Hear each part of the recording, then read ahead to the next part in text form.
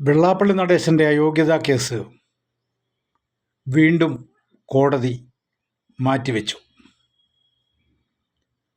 എന്നാൽ കോടതിയിൽ നിന്നുണ്ടായ അതിപ്രധാനമായ ഒരു പരാമർശം കേരളത്തിലെ ചിന്തിക്കുന്ന ജനതയ്ക്ക് ഒരു ചോദ്യചിഹ്നമാണ്. സർക്കാർ എന്തുകൊണ്ടാണ് ഇത്രയും ദിവസമായിട്ടും SNDP യോഗത്തിൽ ഒരു താൽക്കാലിക കമ്മിറ്റിയെ എടുക്കാത്തത് എന്നതായിരുന്നു ചോദ്യം. ആ ചോദ്യത്തിന് സർക്കാരിൻ്റെ പ്രതിനിധിയായി എത്തിയ വക്കീൽ കൊടുത്ത മറുപടി അതിൽ മ്ലേച്ഛവും എന്നാൽ ആടിനെ പട്ടിയാക്കുന്നതിന് തുല്യവുമാണ്. ഞാനിത് പറയാൻ കാരണം, കോടതിയിൽ വക്കീൽ പറഞ്ഞത് 32 DIN നമ്പറുള്ള ആളുകളെ കണ്ടെത്തുവാൻ ഗവൺമെൻറ്റിന് കഴിയുന്നില്ല എന്നതാണ്. കേരളത്തിൽ 32 ആളുകൾക്ക് DIN നമ്പർ ഉള്ളവർ ഇല്ല എന്ന് സർക്കാർ കരുതുന്നുവെങ്കിൽ ബഹുമാനപ്പെട്ട കേരള ഗവൺമെൻറ് എന്നോട് ആവശ്യപ്പെട്ടാൽ ഞാൻ 2 മണിക്കൂർ കൊണ്ട് 32 DIN നമ്പറുള്ള ആളുകളെ കണ്ടെത്തി സംസ്ഥാന ഗവൺമെൻറ് സമർപ്പിക്കാൻ തയ്യാറാണ് എന്ന് ഓർമ്മപ്പെടുത്തുകയാണ്. പിണറായി വിജയനും കൂട്ടാളികൾക്കും നടേശൻ SNDP യോഗം ഭരിക്കുന്നതിലാണ് താല്പര്യം. കാരണം ഈ നാട്ടിലെ ഈഴവാദി പിന്നോക്ക വിഭാഗങ്ങൾ എന്നറിയപ്പെടുന്ന പുരോഗമന സമുദായത്തിലെ അംഗങ്ങൾക്ക് ഒന്നും ചെയ്യാൻ സാധിക്കാത്ത അവസ്ഥയിലേക്ക് സംഘടനയെ കൊണ്ടെത്തിക്കുക എന്ന ലക്ഷ്യമാണ് പിണറായി വിജയനും CPM-നും ഉള്ളത്.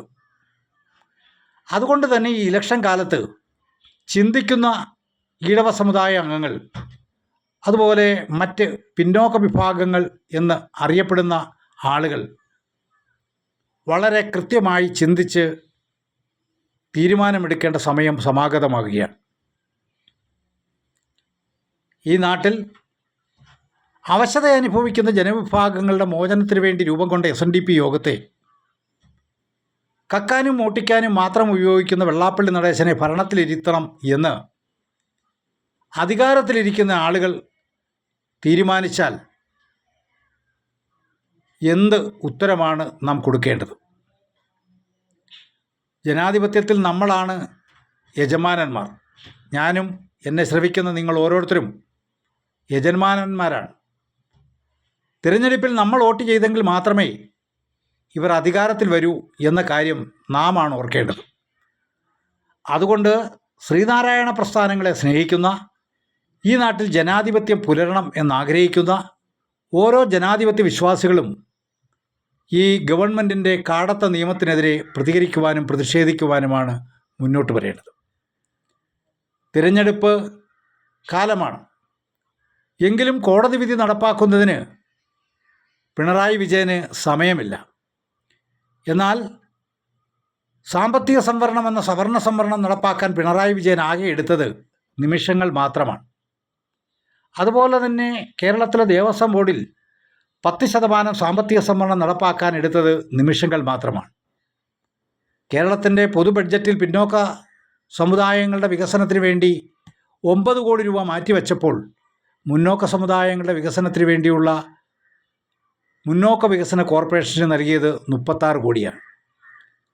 അപ്പോൾ പിണറായി വിജയന് സംഘടിത ജനസമൂഹത്തെ പേടിയാണ് എന്ന് വ്യക്തം. ഭൂരിപക്ഷ ജനത കഴുതകളായി മാറിയാൽ ഏത് രാഷ്ട്രീയക്കാരനും അംഗീകരിക്കത്തില്ല എന്ന് നാം തിരിച്ചറിയണം. അതുകൊണ്ട് ഇനിയെങ്കിലും കൃത്യമായ തീരുമാനമെടുക്കുവാൻ ശ്രീനാരായണീയർ തയ്യാറാക്കണം. രാഷ്ട്രീയ അടിമത്തം വെടിഞ്ഞുകൊണ്ട് നമ്മളുടെ നാശത്തിന് വേണ്ടി നിലകൊള്ളുന്ന പിണറായി വിജയനെയും കൂട്ടാളികളെയും തൂത്തെറിയുവാൻ നമ്മൾ ഓരോരുത്തരും പ്രതിജ്ഞാബദ്ധരാണ്. നമ്മളുടെ ആ കടമ നമ്മൾക്ക് കൃത്യമായി ഇലക്ഷൻ കാലത്ത് നടപ്പാക്കാം എന്ന് ഞാൻ ഓരോരുത്തരെയും സോഷ്യലിസ്റ്റ് റിപ്പബ്ലിക്കൻ പാർട്ടി SRPയുടെ സംസ്ഥാന ജനറൽ സെക്രട്ടറി എന്ന രീതിയിൽ ഓർമ്മപ്പെടുത്തുകയാണ്. അതിനായി നിങ്ങളോട് ആഹ്വാനം ചെയ്യുകയാണ്.